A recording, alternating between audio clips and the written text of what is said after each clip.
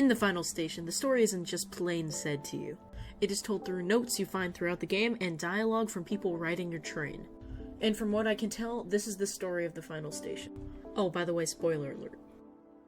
You are the conductor of a train called the Bella 7 where you take people to different stations. However, after the first few stations, you find an infection has started to break out called the second visitation. This infection has a small chance of making you smarter and stronger, but 99.9% of the time, you turn into a weird black monster. Many stations and 6 hours of zombie killing action later, you start to turn and then the spooky cowboy guy kills you.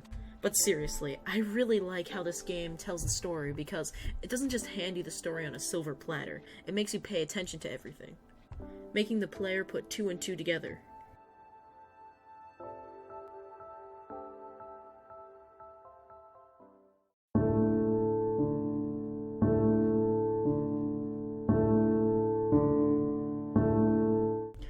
The music in the final station isn't meant to be awe-inspiring. It is used as an atmospheric tool to immerse the player in the gloomy world. The slow and sorrow tracks make the player feel hopeless and sometimes sad. Which brings me on to the looks of the game. This game is very dark and cryptic, and I'm not just talking about the story, the art style is too. What I mean by this is the color palette is mostly made up of black, gray, and rust. Overall, the music and looks of the game fit it quite well. They create the atmosphere of the game, and the game wouldn't be half as good without them.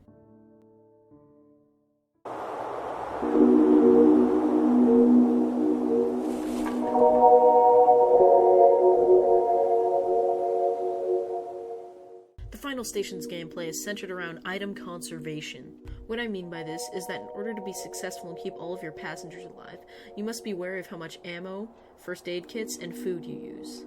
For example, if you burn through all of your ammo in one station, you're gonna have a bad time. Also, if you don't use your health packs and food sparingly, you're gonna have a bad time, and you won't be able to keep every passenger alive. Now, on to the combat. There are 5 types of zombies, which makes the combat somewhat varied. The regular zombie, which is by far the weakest of the bunch. The fast zombie, which is fast. The explosive zombie, that explodes if you shoot it. The big zombie, which is a tank. And the face-eating zombie, which latches onto your face. Next, the player has 3 selections of different guns. The pistol, which is weak, but its ammo is plentiful.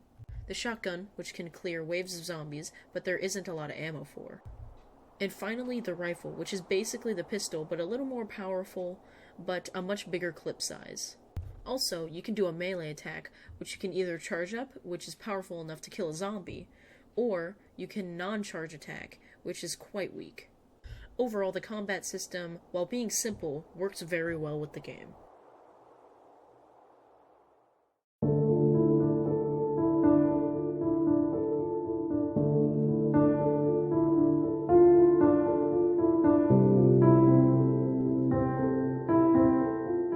The only character in the final station that you spend an extended amount of time with is the player character.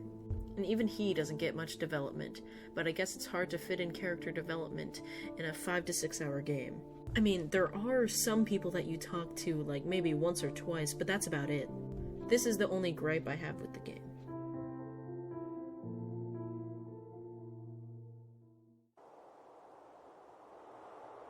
In conclusion, the Final Station is a good game with a really entertaining gameplay and a pretty good story. However, if you want a long-lasting game with full developed characters, then you should look elsewhere.